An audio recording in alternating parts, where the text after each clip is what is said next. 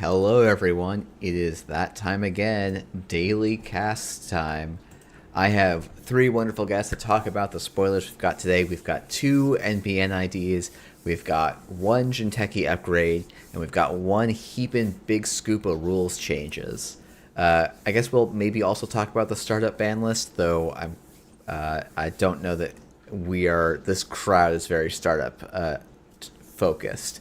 But I should have all of my wonderful guests introduce themselves. I'm going to have them say a little bit about, who they are, where they've been playing, how long they've been playing, and what faction they think they've played the most in their Netrunner history. So, AnalyzeChris, let's start with you. Sure. Hi, I'm Chris. I play in the New York City Mega region. I'm not sure what it's called. I've been playing since Mumbad, and I used to be a big Shaperhead, but I think now my most played faction is Jinteki. So a lot of Jinteki Glacier. Very excited about this new upgrade, even if it's maybe a little toxic. Oh, right, because you've played exclusively Ag Infusion for the last couple months. And before that, I played Polana. I was pretty much always into Jinteki Glacier. Very nice. All right. Droids, do you want to introduce yourself next? Hey, I'm Droid. I play out of Omaha. So if anybody else is out there in the Prairie Grid, Kansas City, Des Moines, any of those cities, hit me up. I got into the game, I think it was shortly after Order and Chaos came out. So late 2014, I think. The first standard deck I ever picked up was Siphon Eater Keyhole Max, and I've been an Anarch stan ever since. Been loving some Mulch, been playing Zombie Freedom recently.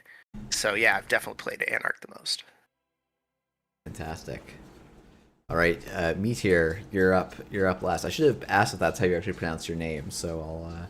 I don't really care, don't worry about it. Whatever works. I'm Meathir. I'm a London, UK Netrunner player. I'm probably the newest player that Jeff will have on his show, because I've been playing for less than a year. I basically joined right when RWR dropped, and I have been dedicated to Wayland and Criminal basically since I started. I love the fundamentals of Criminal, and I love big eyes. What can I say? Yeah. Well, we're promised at least one big piece of Wayland Ice, so hopefully it delivers. But that's not today's spoilers. Today is Monday the 14th, so we had our NSG design article, we had our NSG rules article. Tomorrow is the last day of NSG exclusive scoops. There's going to be the Elevation story and NSG visual. Hopefully these will have the Criminal ID and the Wayland ID we've been promised. And after that, we have the beginning of, content creator scoop season. So that should be pretty exciting. But we have a bunch of scoops to talk about today. And first up, we have Nebula Talent Management. It's an NBN ID. Its subtitle is Making Stars. It's 4515, Identity Division.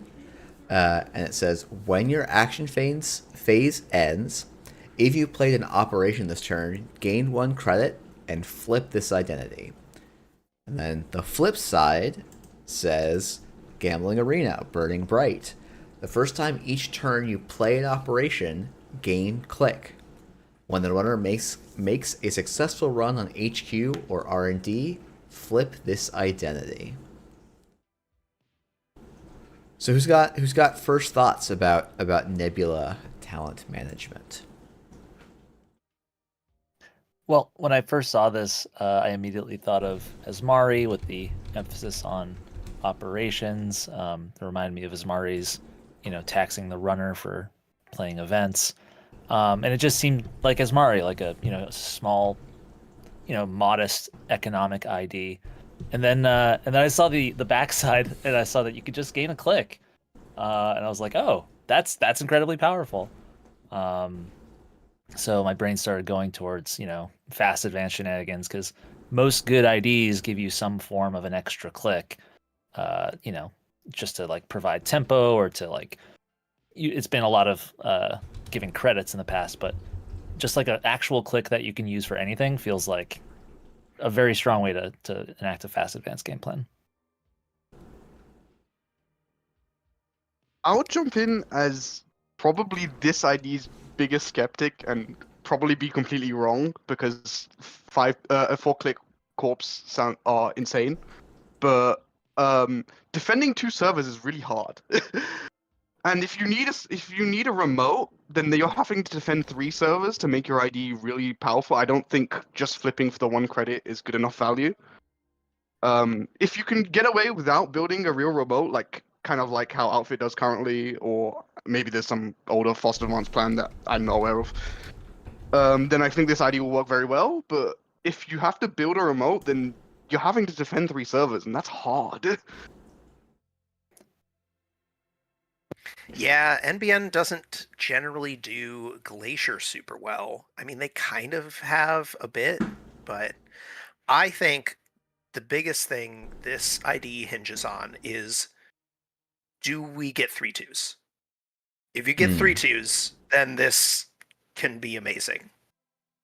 I would be more surprised if there wasn't a 3-2 for NBN, considering Buell has been blank for God knows how long and still been good.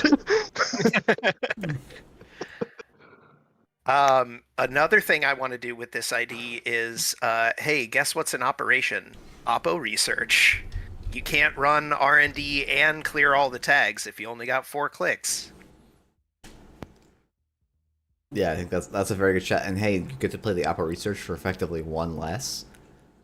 Not literally 1 less, but kind of effectively 1 less, which is definitely a nice little synergy point. I see Tech by just says you can't use it for anything. You have to use the click to play an operation. I think that's actually that is a real limitation. But I think I think it's like, oh, how can you make a use of playing an operation every turn?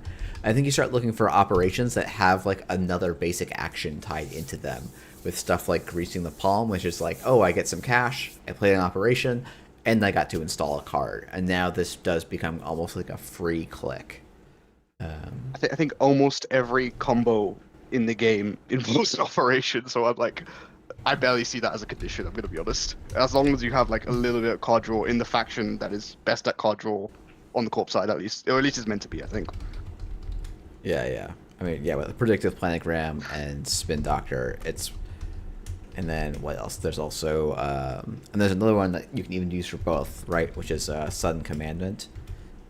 Is both card draw and click gain. Like, there's definitely some good synergies here for an operation heavy NBN deck. Meathir mentioned earlier it's tough to like defend multiple centrals and a remote. And that's definitely true. So you're probably going to see in this ID people finding ways to make central servers really undesirable. So defensive upgrades like Skunkworks, Anoetic Void, or even just like kind of annoying ones like Amaze Amusements, or we're going to get to Mitra Aman in a moment, but finding ways to make this feel like an Earth Station deck where you're just like piling stuff onto centrals to dissuade runners from running. Because the thing is with NBN, the servers don't have to be crazy protected to make it annoying to run. You already get punished for running with things like Public Trail. accidentally, touching an agenda or trashing something, you get oppoed.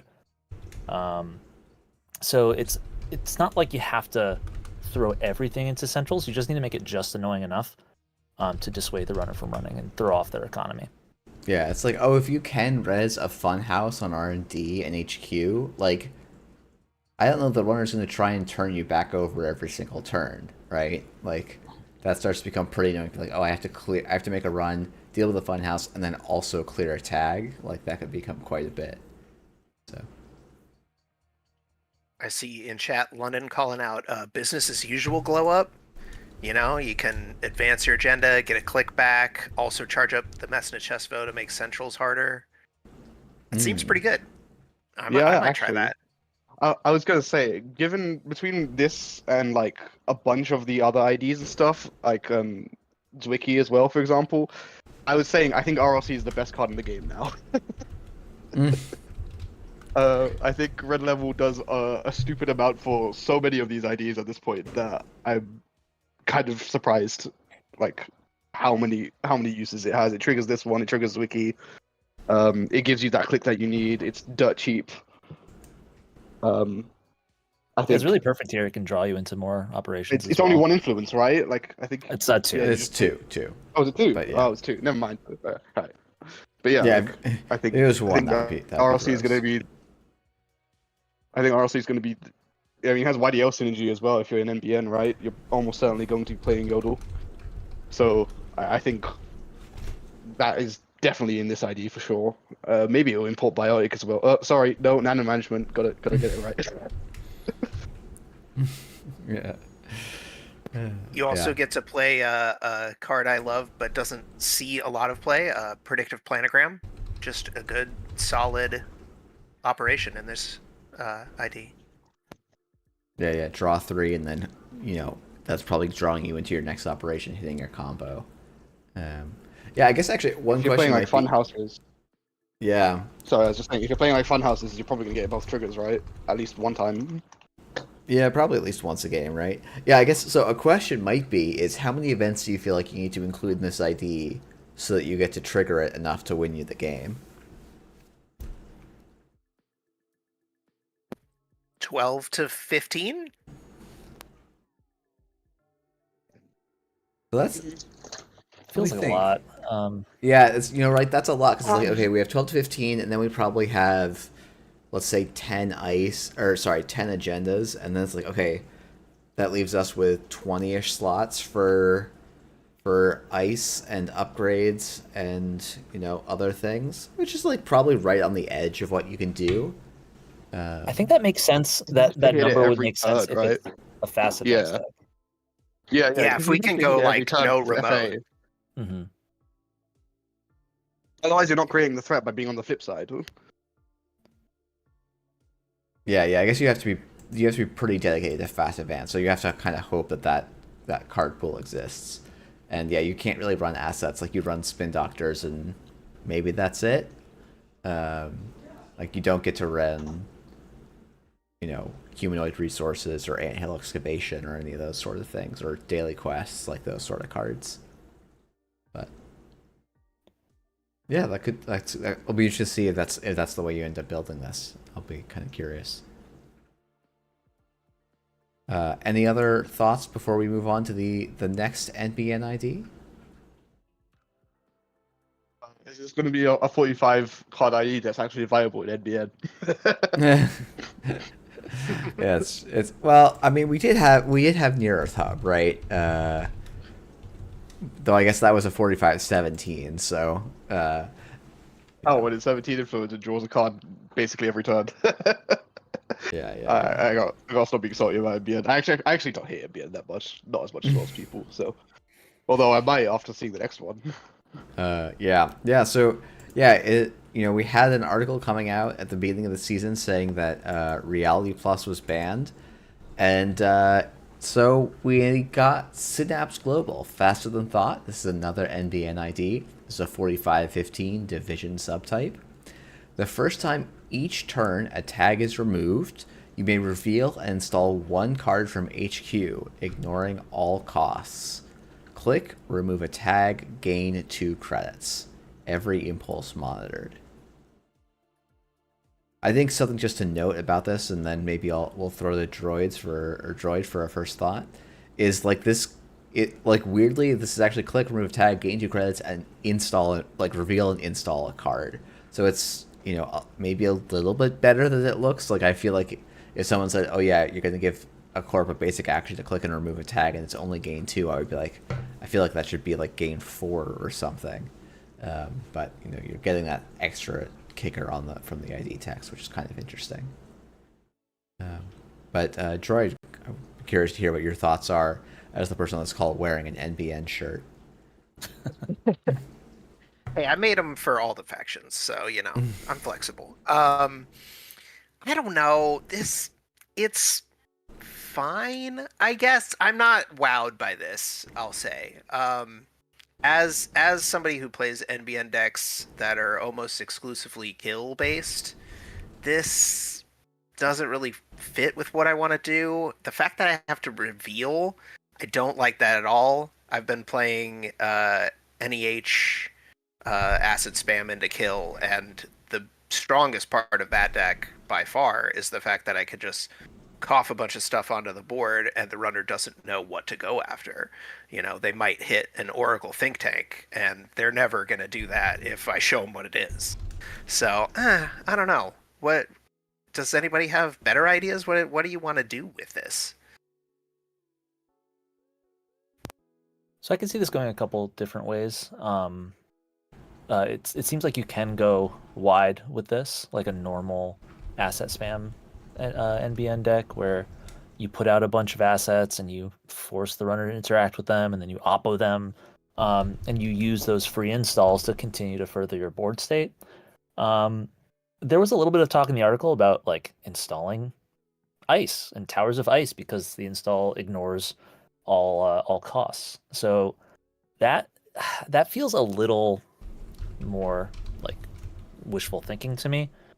We know that NBN can do well by installing assets, and you also get like access to these weird interactions because runners usually remove tags on their turn, and corps usually don't install stuff on the runner turn. So say that you've oppoed them and they have 4 tags, and they remove their first tag, and you choose to install like an agenda or something. I mean, it's probably not going to be an agenda. I think like that's pretty risky, and the fact that you're showing them, you know, it just puts all the math on the table. But they have to decide at that point whether they're going to keep tags or go after that asset or agenda. But then you get even weirder situations like, you know, they're running through a ping and you use B1001 and end the run, and that removes the tag, and then you install something in a different remote, and suddenly they have to ask themselves, which remote do I care about? Like how am I going to tackle this with only like 2 clicks left? So I'm like looking forward to some of these weird interactions that force forks on the runner, and just like I can imagine a Synapse Global game where after every click you have to pause and think, is this when I'm gonna, you know, do the thing? Yeah, I like. It's really weird how this card, just having this on the table, fundamentally changes when you remove tags. Because like 99% of the time, that's your last action of the turn is like clearing like the tag from the ping or something. But here you kind of want to do it like you want to run that ping for click 1, click 2, get rid of the tag, and see what you're dealing with now. I think Behold is unironically the best card in this ID because of that, because you've burnt functionally 3 clicks by having them run the Behold. And I hate that card, so that terrifies me. But other than that, I want to ask, because I'm not really, like, I don't play NBN much, so how good is it to just greasing the palm as your only tag punishment? Because that's what this ID could say, is I don't play tag punishment, I just want greasing the palm as my tag punishment the whole game. I guess greasing the palm has a bit of an odd synergy in that it's like I'm installing a card, and then my payoff for that in this ID is that like I get to install a second card that I have to reveal, which feels a little clunky. I just mean the ID click because it's 2 credits and an install, right? That's just what raising the bomb Oh, does. I see what you're saying. Oh, boy. Is that good enough as tag punishment? Is that enough tempo to be I'm like, I don't need to play much tag punishment, I don't. especially not double tag punishment? I doubt it. That feels a little bit low to just get like the, oh yeah, I have a sort of a greasing the palm on demand ability. But I think like once you start like cranking that now, like I do kind of wonder. So like if this might be more of a Glacier NBN supporter. Like we've seen like Esmari in the past at some times wasn't played as like a kill combo rush ID. It was played as like a I'm gonna put 3 ice on R&D HQ in my scoring remote, and like that was often leveraging cards like Surveyor, which we won't have around, but like trying to build these This like Hydra deck that I've heard of.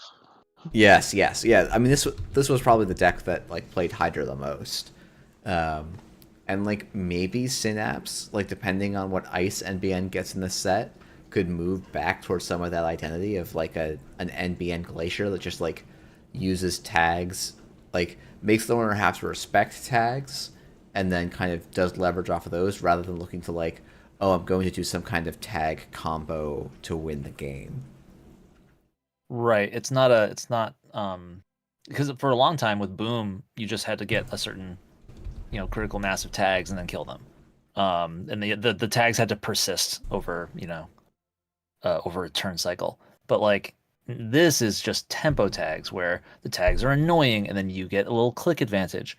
So yeah, I also don't know about that tag remove tag for $2 ability. I don't know how that supports Glacier better than like whatever that ice is, that Starlit Knight, which scales with tags.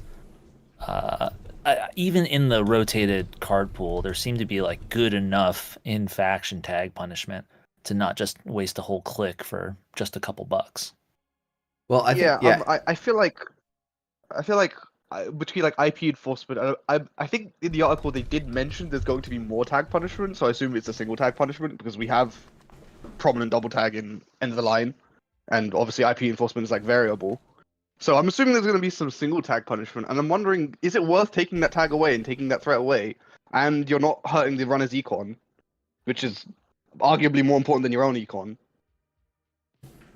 Yeah, it does feel like you need to get more than just an install and 2, which is like why I was theorizing, oh, if I'm getting an install and 2 and then also ignoring like 2 additional costs in terms of ice install, like maybe that starts to become valuable where I'm getting like a whole hedge fund's worth of value, or actually a little bit more than a hedge fund's. But at the same time, I'm revealing. There's other, and it's more conditional, which does seem like it has some challenges. I could see maybe playing IP enforcement. You remove the tags, and then you just add a defensive upgrade, and just say, "Can you come get it again?" Yeah, you're like IP enforcement, and then you just put an Amaze Amusement back down on that agenda you just took back from them, and say, "All right, ready to go again?" I want to get off Mr. Bones' wild ride. One last card that I think is really exciting for this deck is Tranquility Home Grid. Mm-hmm. You're installing things on runner turn, and just like getting the extra value even on your opponent's turn is fabulous here. It doesn't even have to be a great install. It could just be like a auto campaign or whatever. Yeah. Oh, campaign is a great install. Or daily quest, I don't know. Whatever NBN installs nowadays. Yeah, I think people also shouting out, when you play up against a sub player, you'll probably be pretty happy with this ID. Oh, that sounds like a gross interaction. Mm-hmm. Playing like rogue trading, and then you're against Optos. You're just like, do I ever click this button once? And said might be worse because you actively remove the tags, right? Yeah.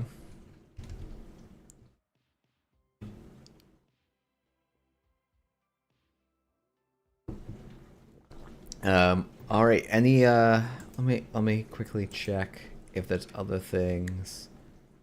Yeah, I think that's this ID seems like it's going to need a little bit of kind of experimentation and deck building, and I think we'll have to see, like, is this an asset deck? Is this a glacier deck? Is this something else? I don't know. I think it'll be interesting to see. But yeah. All right. Well, so we had a big set of rules changes that also came out today, and maybe we'll talk about some of those first. I would say arguably the big headline thing for those of us who've been playing for a long time is that they said NSIGs is dead. And that's a big deal for people that are a little bit newer to Netrunner or not as deep in the terminology. NSIGs was a rule that just stands for no change in game state. It's a rule that dates back to, I think, the Sand cycle was probably where it was introduced, though I wonder if actually Scavenge predated that a little bit.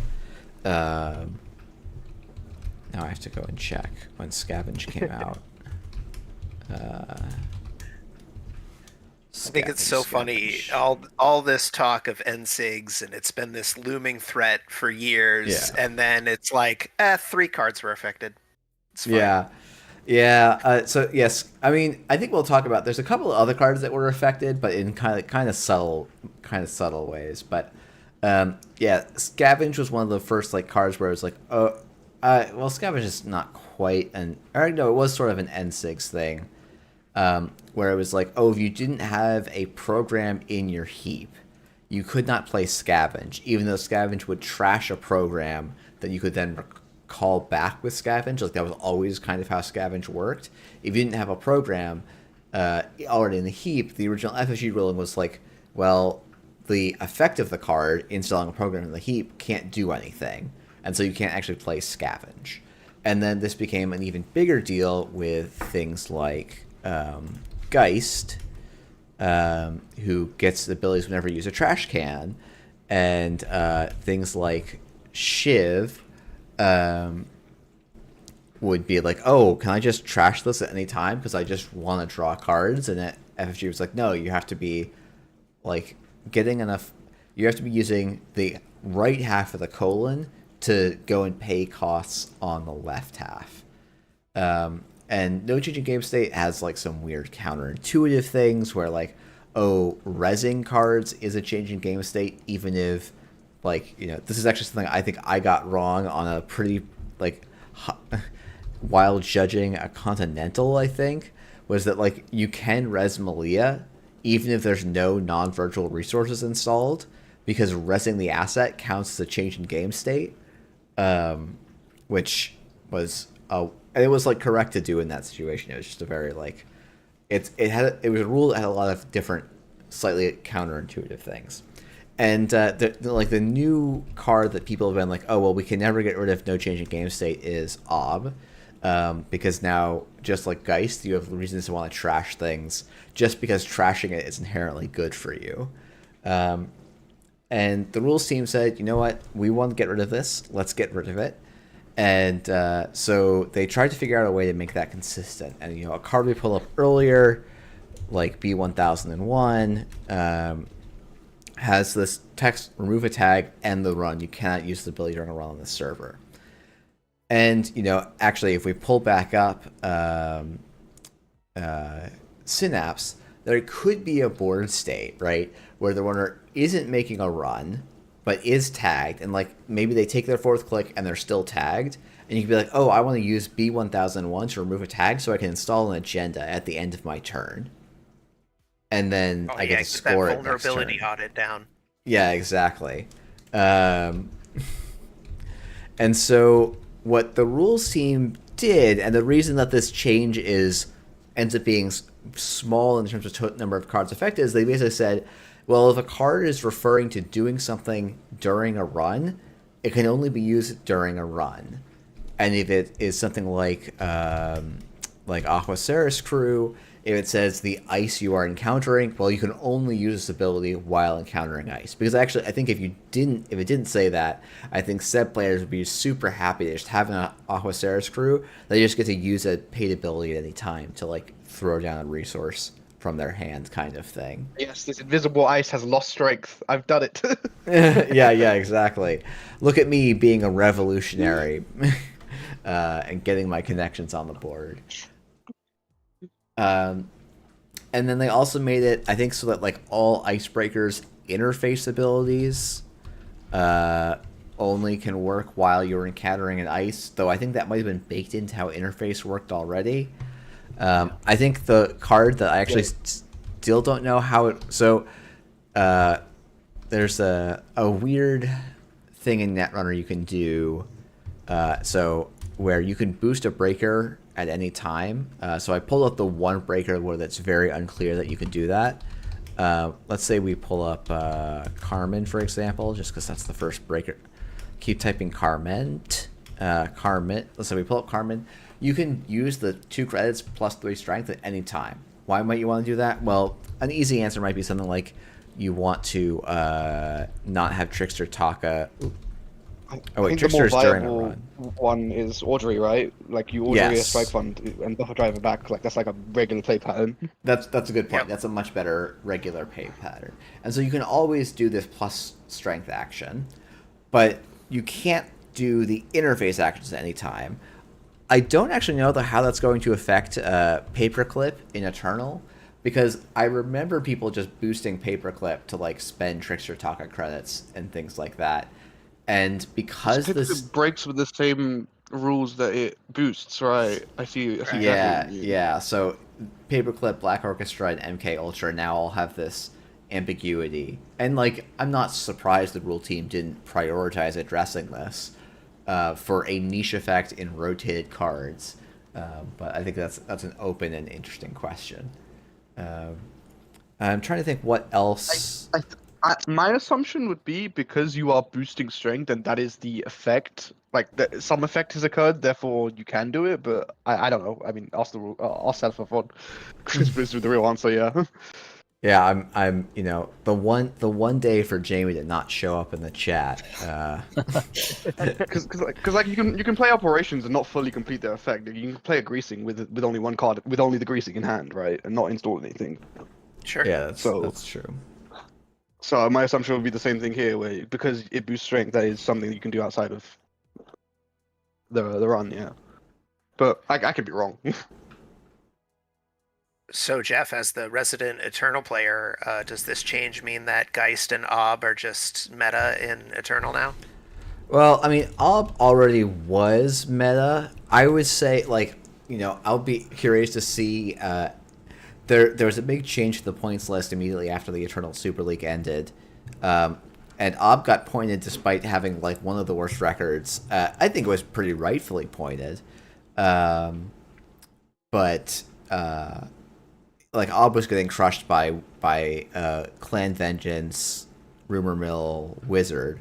But all 3 of those cards got an additional point. And so I don't know if Ob's additional point is offset, like, becomes better because of those point changes. In terms of, like, cards that... There's not a ton of cards, and actually, you know what? I'm gonna cheat. Oh, we have to ask about one, right? So I was gonna say, is Eternal Cyber Sand a thing now? Yeah. I mean, maybe standard Cyber Sand is a thing. Yeah, Cyber Sand Harvester is probably one of the biggest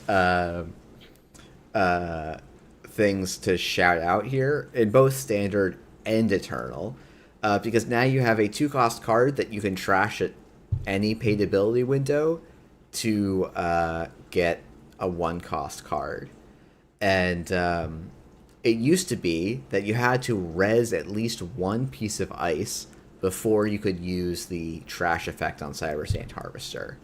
But that is no longer the case, so now we can get our human resources at humanoid resources, at instant speed, which, has the potential to be good.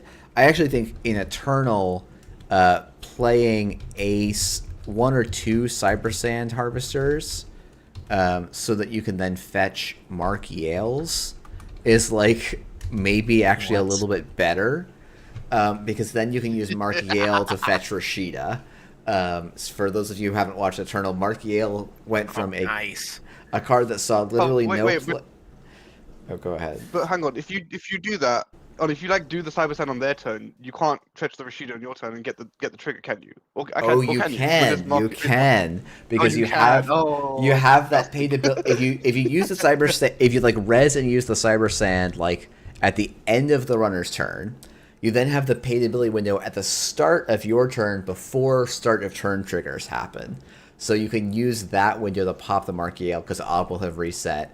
That gets you the Rashida, and then you're off to the races. You can do a similar thing in Standard to never advance a 5/3. If you have a virus on the board and any advanced ice, crash the virus for Cyber Sand on the end of the runner's turn, and then Cyber Sand for a Hearts and Minds Hearts and Minds before your turn starts, and then you're off to the the problem races. there is you put the 5/3 on the table, and yes, you do have to never advance it, unfortunately. Ob's best ice just rotated. Although to be fair, Ob's best ice would have eaten the trigger, so that wouldn't work anyway. I mean, you could probably just use the virus to go get a Hollow Man and just do that. That seems probably better, but Cut out the middleman. And then you have the threat for the next turn as well for the Foster Vods, exactly. But to be fair, I think Cyber Sand being a 4 to trash card in a world where maybe the runners don't have as strong anti-asset tech, maybe you can just leave it res for a bit anyway. And like you can have it both as your instant speed HR or your actual econ and have it just do both perfectly fine. I think it might be a good card anyway, even without the N6 change, but obviously with the N6 change it's going to be extremely strong. Yeah. I'm looking forward to playing a B Bloom style Rush Ob with Cyber Sands, so I can just go get a Tranquility whenever I want. Yeah, getting a I'm looking forward to good. playing a gazillion assets and a Kets. And being like, my Ket will get to 3 strength, and that will be how I protect all my scoring remote. 3 advancement, sorry. At the beginning of this stream, Joe, I made a joke. We got 4 cards today. We got the two NBN IDs. We got the next card we'll talk about, and we got Cyber Sand Harvester all spoiled today. Because the removal of no change in game state is a huge change for Cyber Sand Harvester's role in the game. But we had another big change, which is the run timing changed, and the the headline change, from my understanding, is that. Oh, I should have grabbed a run timing chart. This is what I get for being a scrub at this. So it used to be that when the runner started a run, the corp had an ability to res the outermost ice, but they did not have the ability to res upgrades or assets before that ice became encountered. So they had the only thing they could res was that outermost ice. I think you're misunderstanding. It's because you can definitely res an upgrade before they encounter. They've already passed the when approach step is the main thing, and that's why they needed this new step, from I understand. Like you can still res an ice and upgrade before they encounter the ice in the approach step. It's just you've missed the when approach, like the trigger for when the approach begins, so to speak, which is what the new upgrade does, right? So they added this step, I think, as far as I understand it, they added this step so that you could res this in response to the run. Yeah. Yes. Okay, that's fair. That is me misunderstanding. Someone correct me if I'm wrong, because someone correct me if I'm wrong. Oh yeah, no, you're right. You're right. It's because and so this is the card Mitra Aman, and it refers to when the runner approaches the ice, and there is not a window for the corp to res upgrades in the approach step of the first piece of ice on the server. Okay, so this is the new card that I will say if it still caused the rule change. I don't know if this is the thing they want to do otherwise or not, but it does clean up some things, and we get this new interesting card. This is there was no window before the approach step. And now there is. Okay, that makes some sense. So there's a 0 cost Mitra Aman upgrade clone. Whenever the runner approaches a piece of ice protecting the server, you may trash this upgrade. If you do, gain 3 credits, and you may swap the ice being approached with a piece of ice from Archives or HQ. It's 2 influence and 3 to trash. So, outside of the rule changes, I mean, the upshot of the rule changes is if this is in your remote and you have an unres piece of ice, and the runner makes it on that server, you can now res this and use its ability in a way that you would not be able to before, which, you know, as I've been, even though I'm struggling to explain like the intricacies of the timing, like intuitively that makes a ton of sense. This is a thing I use when the runner approaches, so I get the opportunity to do so on the first ice. But I'm kind of curious what people's thought of the card itself is. Let me just clarify, because I've seen some questions about how this works. The new ice does go face down, right? Yes. And then the corp can choose to res it. The runner has no jackout window. They are already approaching this ice, right? So they're gonna hit the it. outermost ice.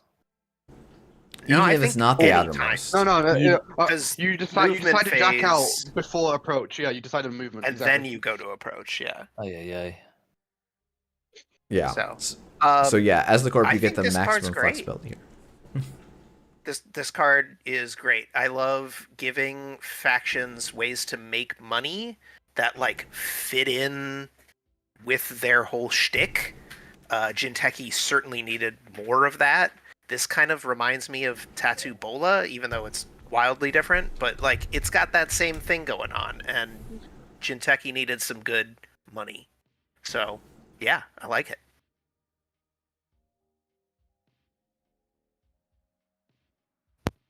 Chris, do you have thoughts? I want you to talk first because I have some thoughts on this card. Sure. I just don't want to like go too hard too fast, but this No, is go ahead. the card does seem pretty busted. It like, so on paper it seems like maybe it's appropriately costed. It's a click for 3 credits. That's like beanstalks. It's not, you know, a crazy economic tool, but it just does so many other things at the same time. You can bait out people by putting it in the remote like you would with an NGO. You can just find the right ice to mess with somebody. And so like one of my old favorite IDs was MT McQuendu. And that was it was pretty nasty because you could just tell the runner, I'm going to make you encounter the worst possible ice for the situation. And you have no idea what it's going to be because it's just in my hand. And that would really just prevent runners from having complete information about where they go. And, you know, you could just like run away with games. MT had some good counterplay because you could just run down the corp and force some reses and get the credit total down. But Mitra kind of inoculates the corp against that strategy because it's got 3 credits on a stick. So a lot of the, you know, math that Netrunner players do is what is the range of threats that are available to the corp given the board state, given how many credits they have, you know, given what click it is, given what faction they are. And so, you know, the classic example is you don't run when you have when Jinteki has 8 credits because you're going to get a non-seed. But now it's like, well, does the corp have 8 credits or do they have 11 credits? You know, like, can they actually res a Cloud Eater on me? And so it throws off the math in such a way that's like kind of gross. I'm into it as a Jinteki player, but I think the play patterns could get kind of gnarly. Yeah, my thoughts kind of echo exactly what Chris said, and I just want to extend it further. I know Doof is rotating, but let's just say, for example, you do someone down to 2 credits, and you don't have your killer down. Do you run the remote? Because if this is here and they have a Seisonton either in hand or in archives, and we've seen AUCO trashes through their deck like super fast, right? So they could definitely be in a face down ice in there. They res Doesn't even have to they be a face Seisonton down. probably It could on the be- remote. Yeah, it could be face up, and well, I mean, if it's face up, you know the threat. But even then, like, do you run the remote? If it's not, it could be HR or whatever, you know, card you should have contested. And if it is, then oh god, you just face checked a Seisonton, and you thought they had 2 credits. No, they had 5, and that is terrifying it makes you really want to pre-install your breakers or have some solution. It beats Boomerang, which is incredible. And this is zero costs. I think that's like the crazy thing to me is that this doesn't cost anything and it gives you money. Yeah, I think that's and you actually. can go on Centrals. Oh yeah, that's another thing. You can go on Centrals. We were talking about the remote. I mean, you can put this on the Central and it's still doing all right. I don't think it's as good because it's not masquerading as something else, but still. Yeah, As and I someone think- who both plays Arasana and loves trashing ice, I hate this card. Yeah, I think this card's busted. Like, I Oh think this yeah, card's yeah, possibly yeah. If we one of the thought best that cards we've seen. if you thought that Arasana wasn't already suffering with the loss of Ika and Cubon, now the fact that Jinteki is like, oh, not only do I have Tatubola to screw up your ice placement, I now have this card that, you know, if I'm playing Glacier, I maybe already want to run. You know, well, forget you installing any Trojans ever. You're just kind of gonna get dunked on sometimes. I think the only like favorable interaction I can think of on runner side is Baz, because you probably like you can't. Can you res both ice and bait out their Boomerang? Is that a thing you can do? No, this fires before the paid ability window in Yeah, which it's you would all right. res. It's what? Yeah, it's when approach, right? So yeah, okay, yeah. So Baz is like the only way you can interact favorably to install a Boomerang, like after they've done this. Other than that, if you're like anyone else installing a Trojan or Botulus, you know, Slap Vandal from Arsano, or like Boomerang and Crim or whatever you're doing, this is just gonna delete it and give you 3 credits and pick from your archives as well. That's what scares me in like AUCO, where you're already trashing a card and you're already trying to tear through your deck at like lightning speed with draw 2. Anemone, like you can get value out of your Anemone trash, stuff like that. Yeah, the on-res effects are strong with this card. And shout out to Snare Bears for talking me through some of these card interactions, which are really, really gross. Like I enjoyed like seeing Ping and an enemy and ablative come out because it provided Corpse with a way to have like. Oh, he cut out. Did that happen to you guys as well? Or was that yeah, just my yeah, end? it did. Oh dear. Oh well. Well, hopefully Chris will be back in just a second. Yeah, you know, I'm sad. I'm sad I can't recur border controls with this. Oh goodness. Yeah, let me turn that ice wall into a border control. That's definitely, and like have only be out 2 credits in that entire exchange. That feels pretty good. I guess you can Does get it- back MIC after you trash it. Yeah. But Probably does not swapping the ice count as trashing the ice? No, It but I'm doesn't. just saying you but, can get it back from archives after you've used the trash ability. Oh no, I'm just asking. Does it trigger op? Like, does the swap? Oh no, yeah, no, it doesn't. If the ice is res before you swap, then does it trigger? Okay, then that makes sense. Yeah. Alright. I didn't think it did, but I had to ask. I am not 100% clear on the ruling there. But yeah, I think this card's insane. I think this card is one of the, like, in a faction with already really, really strong upgrades. I'm kind of surprised we got another really, really strong upgrade. But yeah.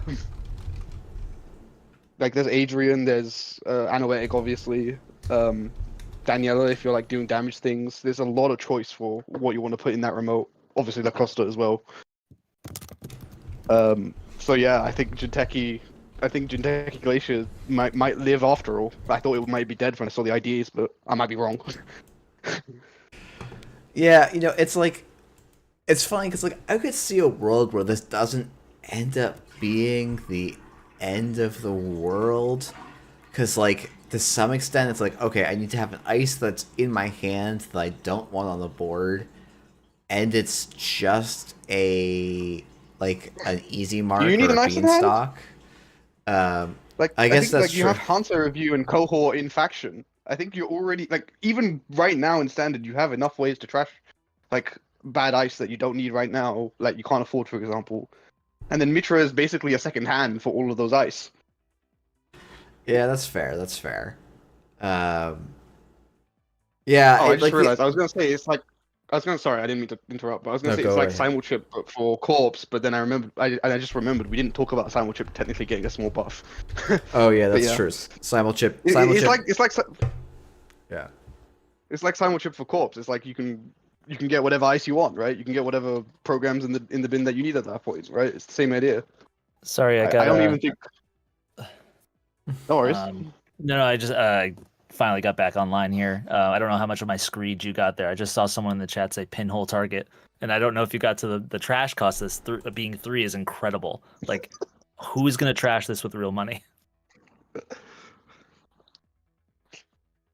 Yeah. I mean, 3 to trash does feel like, I don't know. This card does feel like it's it's like, I hope this card isn't as bad as it looks. It does feel like it's breaking a lot of like the rules of Netrunner, where it's like, oh, I'm approaching an unresed, or I'm approaching a resed ice. There's a finite amount of things that ice can do to me, and maybe it's worth saying, Marcus Batty did exist, and arguably is in a kind of similar design space where it's like, oh, I get to do something rude with this ice that you couldn't deal with. And like the world did not collapse. How much did Marcus Batty cost? He cost. How much did Marcus Batty cost? Realistically, 1 to 2 credits, and then you got to. Oh, was he 0? Was he 0 plus the side game? Yeah, he's 0 Yeah. plus the side game. Okay. He existed in a card pool where like Fairchild 3 didn't even exist. Like Toll Booth was the craziest ice in existence. Well, hold on though. He was using like Tithonium whatchamacallem? I'm I was about pretty to call sure it I killed SDS. somebody with Marcus Batty Brainstorm one time. Yeah, I think there's that card that does like damage based on unused MU that was legal around that time. There's also like Oh, Sarugi, Cortex I think it's Lock. called. In the world to the cult-like machinations of the. Is it Sarugi, digital the big deity sword creature. ice that like sorry, you hold between on. that Build damage more or of end the run? I'm pretty sure there was some spiky ice back then. Yeah. I mean, there was stuff like Cortex Lock. There was Tithonium. Next Gold. That's right. NB Kelly. Good shout. Oh yeah, Next Gold was you're right. Next Gold was the classic like I can just kill you thing with Marcus Batty. And then like Scorpios also would often run Marcus as like a hey, I can just nuke your whole board. And so like to that extent, like Jinteki doing extremely illegal things with upgrades isn't unheard of, though I don't know anyone who Money? Like, did it make the money? That's probably the ludicrous thing to me. It's not even like, oh, you get to swap whatever ice you want for the best ice possible in front of the runner. You make money out from a 0 credit card. That goes Yeah, straight it's to pretty trash. interesting that it's in an upgrade slot as well. Like you don't have to, it doesn't affect your Yeah. deck building. As long It's as you not don't trap need four other it's not upgrades. trap, it's not an asset, so yeah, like it's better than Tactic Bowler on the stick. That was my first thought. I mean Tactic Bowler is probably like I would make the case for the best barrier in the game, but once border control rotates, but that might be controversial. I think that's probably It's right. It's a good use case to pass Tattoo, Mitra the next dice and swap it back in so they pass Tattoo again. But I mean, I think just if you're using this card just for What money, is that like? That's Is that like like 7 credits. 11 for 2 credits? cards. I just realized the play you just said It's a lot of saves, money. like 9 credits. Yeah. Holy But it's crap! not really a Do you win pay condition for or the anything. swapping? Doesn't pay for the install, right? I'm pretty sure. You just get to ignore the install cost because it's Yeah. a swap. Yeah. So it's Yeah. Okay. Every time I read this card, it gets better. What the hell? Yep. We haven't talked about how it works with Atea, which is free install. Oh yeah, no. I think Atea is going to be sitting so pretty between Makoda, Langeek Grid, and this, and like Adrian being a good card suddenly because there's more cards to protect with Adrian. I think Atea is probably getting the biggest blow up of any ID, maybe, from rotation, which is kind of surprising considering most IDs are losing stuff in the corp side. Yeah. I'm hopeful that this is one of those cards that looks really scary on paper and then ends up having deck building costs that are big, but maybe it's not. Maybe this will be one of the first or like the most notable challenges in Elevation. We'll see. Hey, quick question. It's only 2 influence. What factions? What other corps would you see them besides Jinteki? mean, it doesn't take the spot, right? So, I mean, HB can just shove a drafter down your throat. That can't be that bad. Yeah, or like pop an MIC and then And install it MIC again. yeah, and like they were already importing Tatibola, so HB is really becoming Jinteki too at this point. Yeah, Maybe core HB could put some core damage ice in front of you. Oh, put down like a freaking what was it, the fish Hakal, right? Just put like a Hakal, because most people run with their Sentry Killer into like core HB. I feel like to avoid the Jaguandi face check, which is game losing. But Yeah. yeah, you can put a Hakal in front of them. I don't think NBN really needs this because their face checks are kind of all doing the same thing, which is tag and money. Like, I don't think replacing one face check with another does that much for them, unless you have like a Seraph, and even then, honestly speaking. And Wayland doesn't have real face checks except on sentries, so, like, just put your killer down for Wayland, I feel like, which is already the advice you should be taking. Is there any program trashing left on code gates? I don't think so anymore. I'm not aware of any. Tribunal will have rotated. Okay. Yeah. Yeah. I mean, even then with That's like Wayland, a lot of their ice just end the run, right? So, I mean, we're getting Silendra, but I don't think I want to spend this to force them into a Silendra. That seems a bit underwhelming. Yeah. This is like ganked, but better in every way. Like, I know. Ganked, but it makes you money is kind of stupid to me. Yeah, Yeah, just play them both. Oh God, no! Oh, Why Swap did you in the say Cloud that? Eater, linked people back Oh. into it. You Now- can break the Sizenton once. You can break the Sizenton twice. Can you break the Sizenton 3 times? I know this is Or will you just die? this is that like cursed ganked upgrade design. What if we just made more ice? What if we just made our ice icier icing? Oh no, In ways that you Sisyphus can't Protocol's a card as well. Oh, Yeah. One of my initial thoughts here was like, hey, so how do we play against this? And I think that Bankar gets a lot better. Because yeah, if they want to throw the worst possible ice at you, on the outermost. Does it?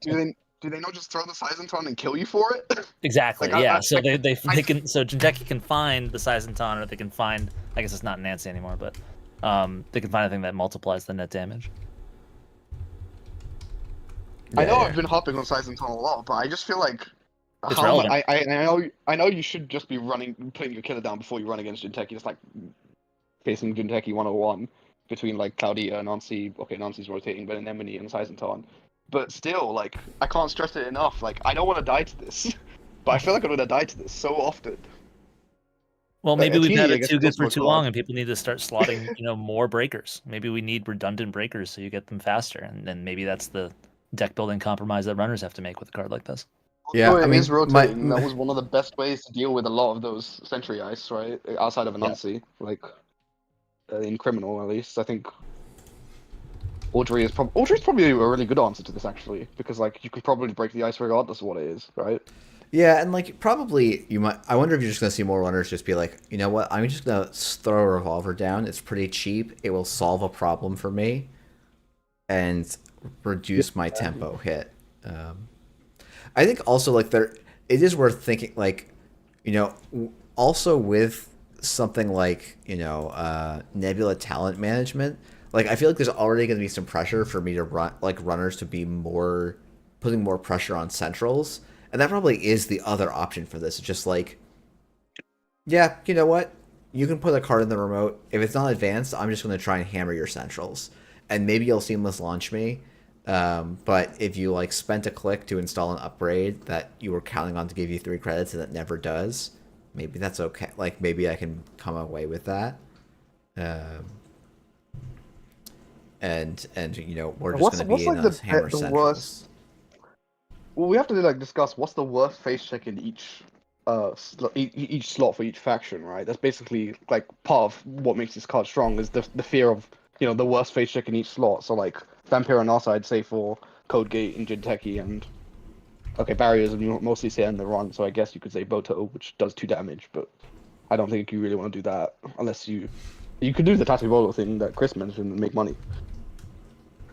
Yeah, but yeah, I don't know. I feel and like like if you're if employing this to other factions, if my opponent's like, oh man, I'm gonna get you with a Tatubolo Mitra, I'm like, yeah, okay, you did a 2 to 3 card combo depending on how you want to count it to make, net 7 net 7 credits. Sure, I'll just access the remote, please. Thank you very much. I don't know. Or just Like jack that, out at the second Tatsubola, you know? yeah, or just Yeah. bounce off the second Tachubola and just be like, well, no, great. you wouldn't be able to jack out. You would just have to jack out after the first because. Or sorry, you we'll would just have let the sub fire. Yeah. Yeah. Yeah, and then Slice and opponent's Ton feels shake. like the scary sentry, barring anything else that's coming out. So, yeah, I don't know.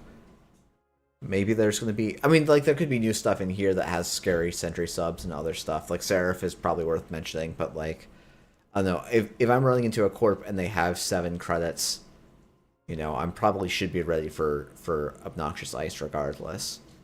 Well, if they have 2 credits, you have to be worried about Saisentan, which is ridiculous. Yeah. 2 credits. Yeah.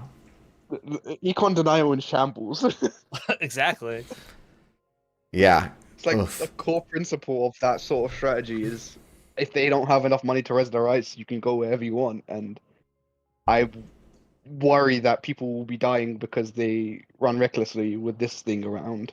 To be fair, you do have to install it, so I think like I said, Yeah. it'll only probably be in the remote where you actually get hit by it as a jump scare when they're low on credits, right?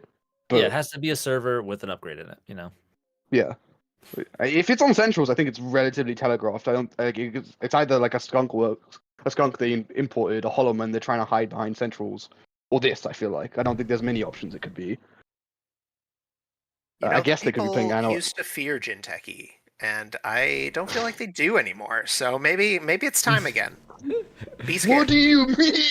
I fear Jinteki. I will not let this Jinteki slander fly. I fear Jinteki.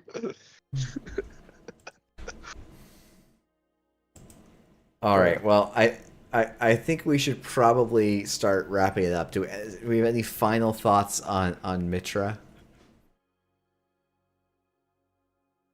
Pack your flip switches. All right. Install them with Baz. Yeah. Baz flip switch will obviate all of our worries here, right? Let's see. I think with that said, thank you everyone for tuning in. Thanks to my 3 fantastic guests. I guess maybe I should ask, is there a faction based on what we've seen so far that you're most excited to get your first game in on when the full set comes out? And Chris, I'm going to start with you. Despite all I've said about Jinteki, I think it might be HB. I see a Rashida replacement. I just want to play it. All right, great. Droid, how about you? Also HB. They've gotten some great tools, and I want to see if I can pop off with auto campaign. Nice. And Meathir, how about you as well? I'm like torn between Baz and Leo and HB and Crim. Baz looks like a lot of fun, and Leo is Big Ice, and I did say I like Big Ice, and I mean it's literally border control on a card. So whilst my beloved is going, we can get it back in some other way. That's a great answer. All right. Well, thank you all 3 of you for coming on. Thanks to everyone for tuning in. Tomorrow is the last day of NSG Scoops, and then we'll be on to creator stuff. I'm assuming we're going to get a Wayland ID and a Criminal ID, and so we can look forward to talking about those tomorrow. I will have 3 more fantastic guests, I believe. Well, I know they will be fantastic guests. I think is about the number. Yes, I have 3 for the rest of the time. Every night for the rest of the time. So thank you everyone for tuning in, and we will see you all tomorrow. Good night. Bye. Good night, folks.